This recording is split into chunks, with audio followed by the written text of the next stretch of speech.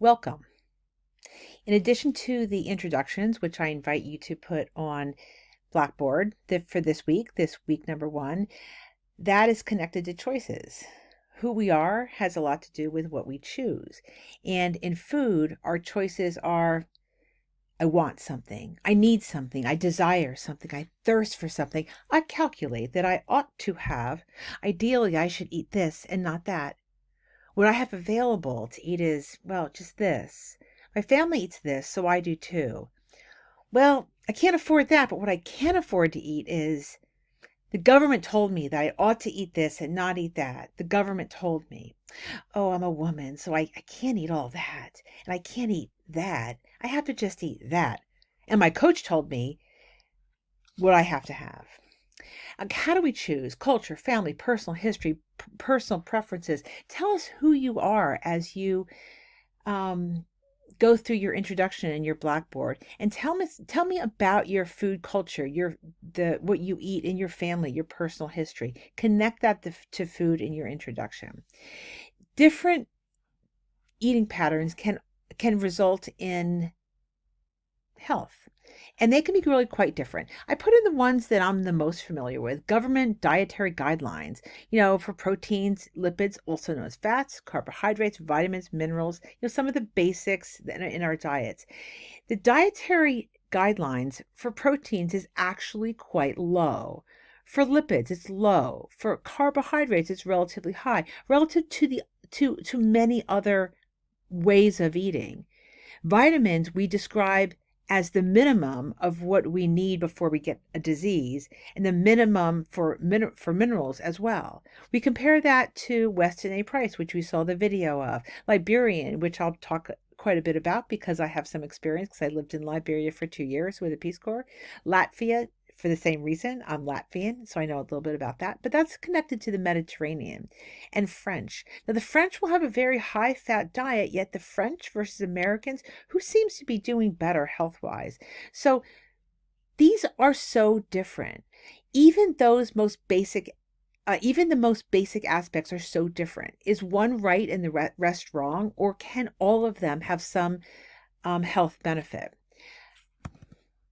In this class, we're going to talk about choosing foods to increase health, maximizing vitality, vigor, joy, passion, and for lowering the risk of disease.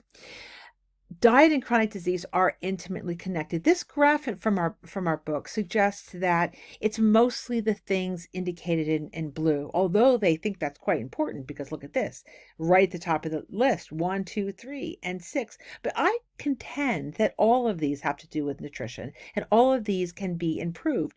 Chronic lung disease has been shown, science is real, connected to vitamin A. Vitamin A is the anti-infective nutrient, significant to lung disease, and also significant to COVID lung disease. We should all have enough vitamin A. And I'm going to contend this is the one that they claim is the least connected to nutrition. I contend that that's connected to nutrition too. Just like when you're sleepy, you're more likely to have an accident. So when your blood sugar is high or low, or when you're sort of otherwise have a deranged metabolism, you are less able to attend and be responsive in the car, for example. Genetics versus lifestyle. These are two things that influence us very heavily. Inherited diseases come from our parents, from parent to child. The one that I'm going to mention specifically is Down syndrome. We know that is something that is unchangeable. It's in our genetics, and we can't change our genetics. Acquired disease, in contrast, are things that are associated with our behaviors. Are when we eat too much sugar, we will be more prone to obesity. When we eat too much sugar, we're more prone to diabetes. When we eat too much sugar, we're too prone to cancer. There's a pattern here, isn't there? I'm pretty condemning of sugar for a lot of reasons. But let's go back up to the inherited disease where we say, oh, we can't do anything about that. That's genetic. But what we can do something about is we take diet, and diet can help with coping. There's some interesting research being done and work being done in the Down syndrome community where Down syndrome children and adults are given these extremely high dose nutritional treatments. Um, it's in response to understanding that Down syndrome, the genetic anomaly of Down syndrome, will cause the biochemical pathways to be very inefficient. So some of those biochemical pathways require nutrients not 10 times more than we get, not 100 times more than we get, but sometimes 1,000 times more than you and I need or get, or 10,000 times more than what you and I need or get. But when they're given those, it overcomes the sluggish biochemistries that they're aware of, and the results are staggering. You go from having a Down syndrome child who clearly looks Down syndrome, one look at the child's picture, you say, oh, Down syndrome. And several years later, you have that same child and you look at the picture and you say, I don't know, maybe it's not. I mean, a little bit, but not really. And the difference is rather remarkable.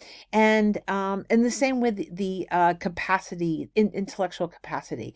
They go from being quite infirmed, quite below average, to and their IQ raises dramatically when you optimize their diet.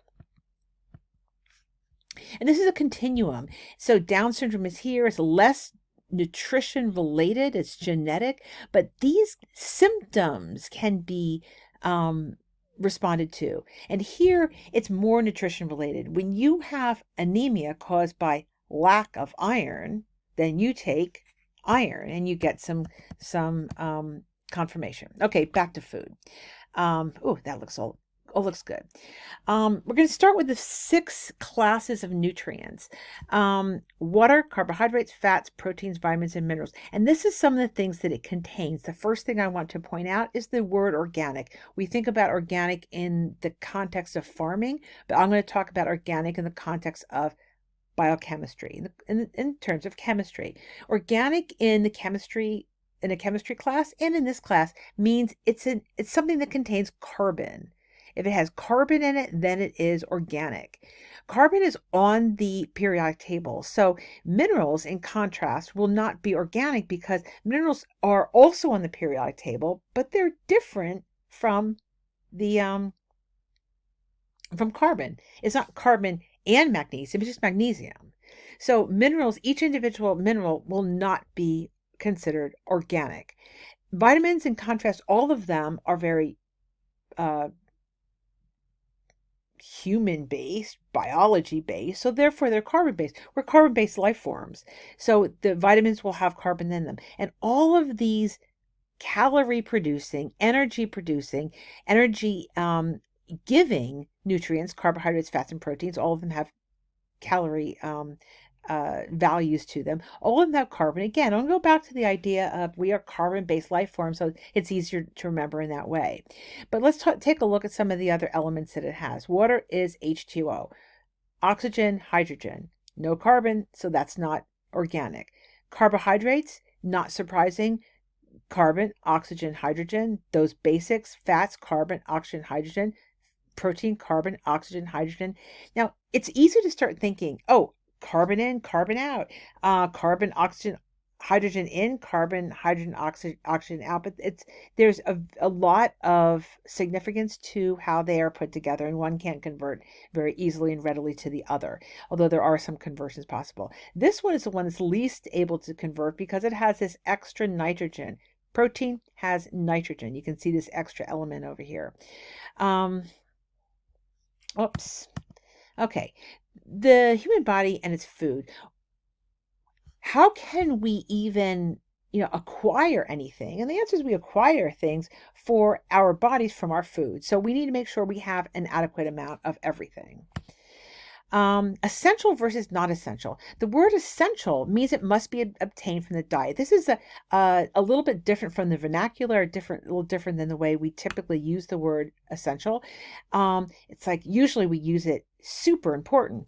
Well, essential nutrients are super important, but the specific definition in my class, in the class of nutrition, is that it must be obtained in the diet because the body does not make them. We don't make vitamins. We don't make, proteins. We acquire them and then we make them into our proteins. The next word is nutrient, a substance used by an organism to survive, grow, and reproduce. Okay. They are found in all 6 classes. So in the nutrient class of carbohydrates, the essential nutrient is glucose. That, however, interestingly, is debatable because we can actually make fat into glucose and protein into glucose. We can make that conversion. But generally speaking, we're thought of something that we need from the outside in order to have enough. Fat, these are the mother compounds of omega-6 and omega-3s, linoleic and linolenic. These are the mother compounds that convert to the other omega-3s and omega-6s. Proteins, 9 of 12 amino acids are essential. Vitamins, all 13 are essential. Minerals, all 25 plus. We probably need more than just the 25 that are typically on the list. And obviously water is essential as well. Okay, energy is calorie, calorie is energy. When you hear one, you should think the other. So when you hear something provides calories, you should go, oh, great, bang, that provides energy. But sometimes, obviously, you can consume too much energy and then it gets stored as fat. Which nutrients provide energy? Which is another way of asking someone what provides energy. Now, here's a little riddle. What macronutrient contains the greatest amount of energy for a given amount of mass? Or another way of saying that is the greatest amount of calories for a given amount of mass. Little time to think. And I have gotten literally every answer for this one.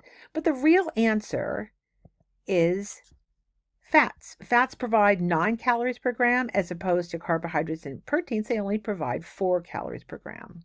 I have a great story. When I was working in a nutrition store, somebody comes in and says, oh, I'm really super thin because I was sick and I really need lots of calories. I need lots and lots of calories because I've lost too much weight. I'm too thin. So he goes, so I need some powders, some like meal replacement powders. So I walked him around the store and I said, this is a really good one. He looks at it and he goes, oh, you know what? I understand that carbohydrates are a real problem and we should really be cutting down on carbohydrates. So I want high calorie, but I don't want high carbohydrates. So I walked him around to a protein powder that's mostly protein with some fat. He looked at it and went, oh no, this one has fat. Fat's a problem. Fat can be a health hazard. I want high calorie, but low fat. So I walked him around to a pure protein powder, just protein, nothing else. He looks at it and goes, you know what? Too much protein can be a problem for your kidneys. I want something with low carbohydrate, low fat, low protein, but high calories. And I realized what he said was absurd. So I wanted to communicate that absurdity to him. So I said, I got it. You're looking for some whiskey, aren't you? And he was floored. No, I'm looking for nutrients. So, well, the only nutrients that have calories are carbohydrates, fats, and proteins. That's it. So he let me guide him to some good proteins. Okay, can I live on supplements? No, you need food, not just a handful of studied chemical compounds. Just because we studied them doesn't mean that those are the most important ones. You need food. We get things from food besides just those things that we just listed. We have plant nutrients, enzymes, and other components. Obviously, the most important thing in this picture is a picture of carbohydrates. The most important picture of these carbohydrate foods is not their glucose, it's not their sugar, it's their plant nutrients. It's the things that make them vibrant. Also called phytonutrients. They confer taste, color, health benefits, and we're going to study how these benefit us. The challenge of choosing foods, we're going to start in the next video. Continue on with me in the next video.